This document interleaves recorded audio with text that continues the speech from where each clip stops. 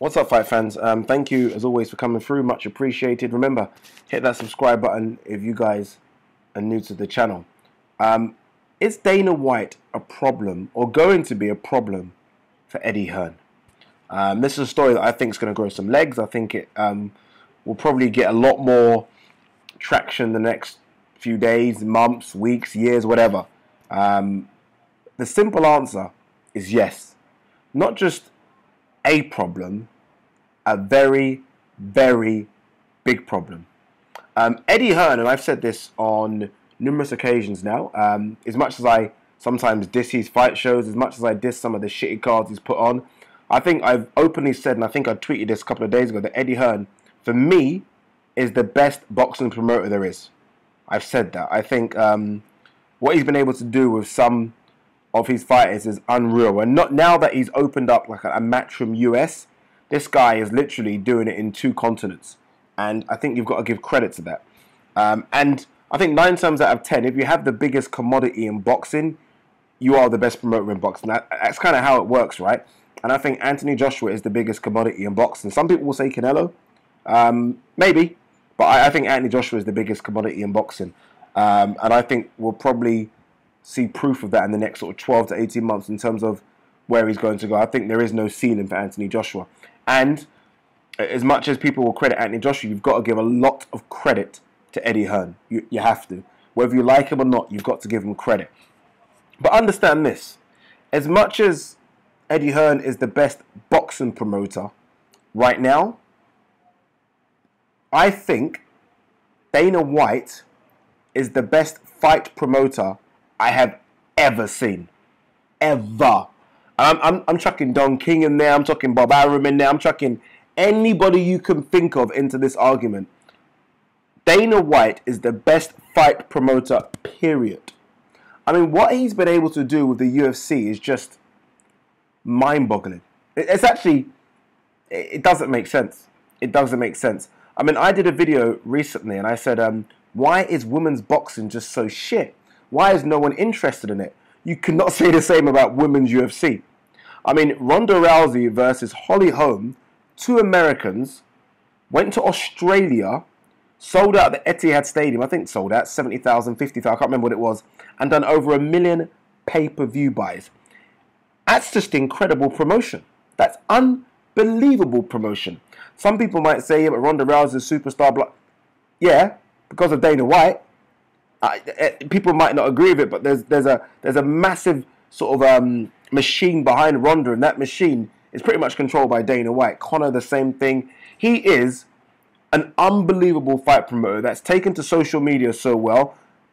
He speaks well, speaks candidly, openly, which a lot of promoters don't do. And he's just a phenomenal promoter. So, is there something to fear when one of the best promoters, I think the best promoter ever, is starting to sniff around your commodity? You bet there is something to fear. You bet there is. Because the biggest market in the sporting world is America. I mean, us Brits like to think you don't need to go to America, and I get that. Look, we're very territorial like that. But the biggest sporting market is in the US of A. And if you need someone to help you crack the US of A, it's Dana White. It's Dana White. Dana White has made shit fighters sound unbeatable. That's just what he does. And if he got his hands on Anthony Joshua, I mean, there is no ceiling. There simply is no ceiling. And it would be remarkable. It would be remarkable. Look, Conor McGregor is a marketing machine, right? Conor McGregor is unbelievable. But understand something. Dana White had a hand in Conor McGregor being Conor McGregor. So what he would be able to do with AJ would just be, I can't imagine it. And for the first time watching IFL TV interviews, I just watched a couple of interviews.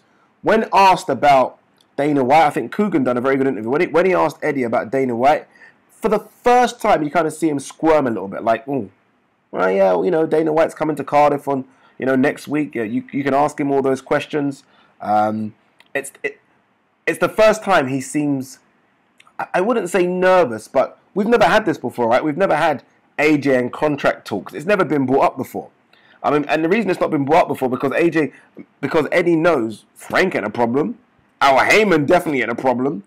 Nor is Golden Boy, nor is Bob. Dana White, on the other hand, interesting. That's a problem. Trust me, guys, that's a problem. Everyone knows there's one fight left on Joshua's contract, which basically means he's a free agent. Dana White wouldn't be coming to Cardiff if he didn't know this information. Dana White wouldn't be coming to Cardiff if he didn't think, let me have a 5-minute conversation with AJ and let me just, throw some numbers at him. Let me just kind of put a little thought in his head as to where I think I could take him. Trust me. Everyone talks about loyalty and all that bullshit. There's no loyalty in the fight game.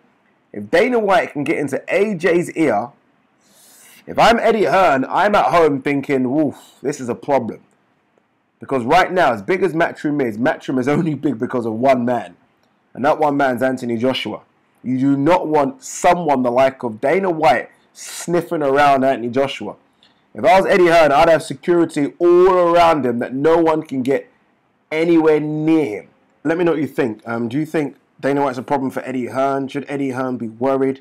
Should Anthony Joshua look at all these options? I mean, every other boxer's done it, and boxers have gone alone. Floyd did it. Floyd got a fantastic contract for Showtime. Should Anthony Joshua be looking at his contract options? I mean, should he be loyal to Eddie Hearn, who took him, obviously, straight into the pros from the Olympics? Or should he say, okay, let's just look at your numbers? I think all boxers should look at their numbers. I've said this numerous times. I don't think boxers should be loyal to promoters. You must be crazy. You've never heard of that before. Because promoters are not loyal to boxers. Boxers should look at their numbers. I think Dana White's a problem. What do you guys think? Let me know. Peace.